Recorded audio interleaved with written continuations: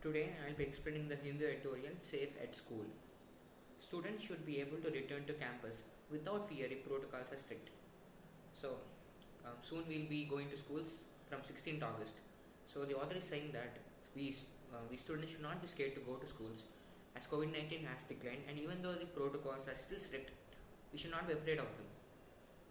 Almost every child got left behind, far more than a year in India, as COVID-19 shuttered schools and forced pupils to study online at home if they could. So COVID-19 had caused many problems to India, and one of them is education. Many children were left at home. Many children were left at home due to COVID-19. Um, they started to do online schooling, and some of them were not able to do it because they didn't have the resources to do so. This long period of learning loss is a major setback in itself, affecting the physical and the mental health of many students and depriving them of a year of vital skill development. So we have online school for the almost for the past 2 years, and um, many students may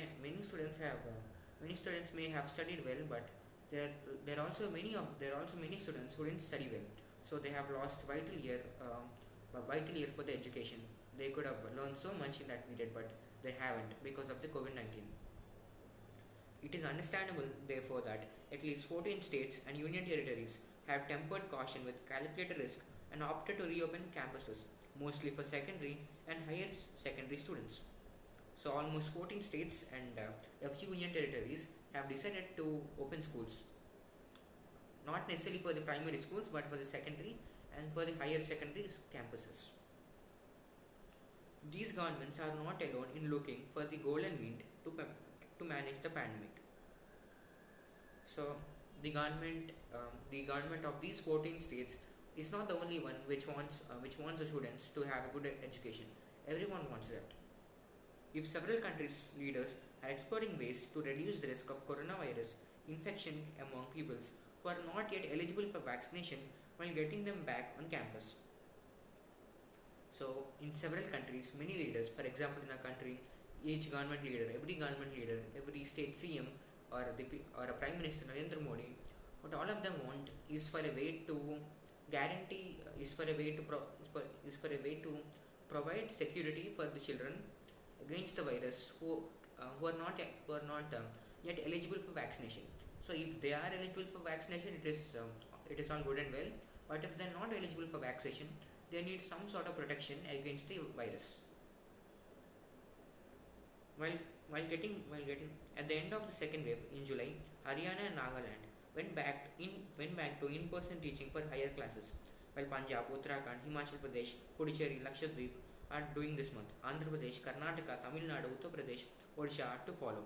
As schools reopen, there are positive indicators available from countries experimenting with back-to-school decisions and red flags in the wake of Delta variants wildfire spread. So a lot had been going on in the past few months.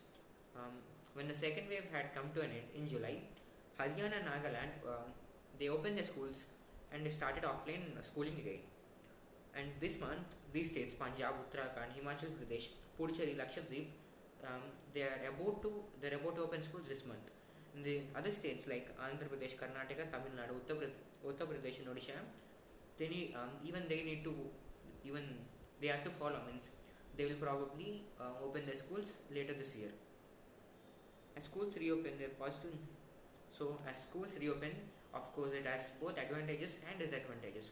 The advantage being more quality education, and disadvantage being more exposure, and risk of getting the coronavirus.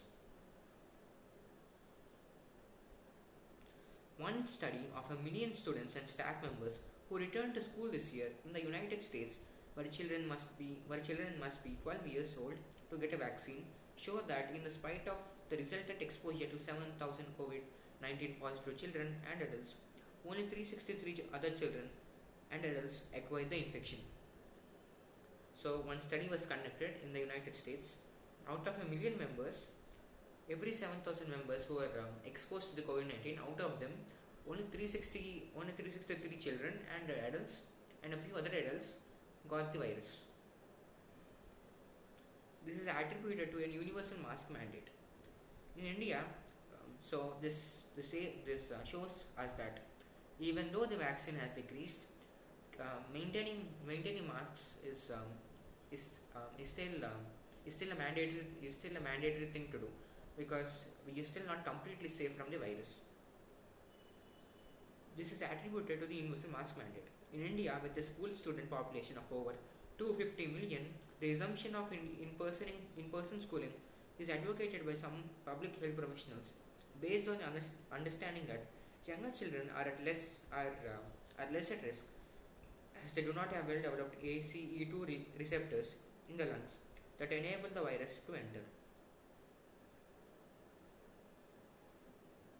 So even though we have 250 million students in India, most of them won't get the virus, because to get the virus in our lungs there needs to be something known as the ACE2 receptor, and most of the kids below the age of 15 or so lack that. So half of the population of the children in the 250 million, that is 125 million, are probably safe. This must, of course, be considered along with the impact of the Delta variant on children who do not get infected sometimes severely, even though the numbers may be small. So, there are currently various variants of the virus, and one variant is known as the Delta variant. Now, it is unclear to the world whether the Delta variant can affect the children as its main variant, as its original variant, or won't it. So we don't know the impact of the new Delta variant on children. In Ludhiana, 20 uh, 20 students underscoring the need for strict protocols, testing and quarantine. In the region known as Ludhiana, many schools and students have underscored, means to their importance, have emphasized the need for protocols, testing and vaccination. Maharashtra has followed the textbook in setting up committees headed by the collectors and civic officials to decide a reopening with optional student attendance. So what Maharashtra had done is that it had made schools optional. So if the students want to attend the schools, they can go to schools, and if they don't want to, they can stay at home and continue their online schooling. Such a decentralized effort is welcome, as it enables closures only in areas with high incidence. So such actions, like the actions done by the state of Maharashtra, are very admirable, because some students, they may come out of their houses because they are not in a red zone, they are not in a zone which has lot of COVID-19 cases. And while there are also some other students who live in areas which has a lot of COVID-19 cases. So those students may not prefer to go out of their house. It is important to note that after 18 months of the pandemic, there is consensus on ventilation and distancing norms as low cost interventions with efficacy next only to vaccination. In the Indian context, they should favor outdoor classes under natural or built shade wherever possible. It is disappointing that teachers and staff have not been universally vaccinated, yet a lacuna that must be urgently filled.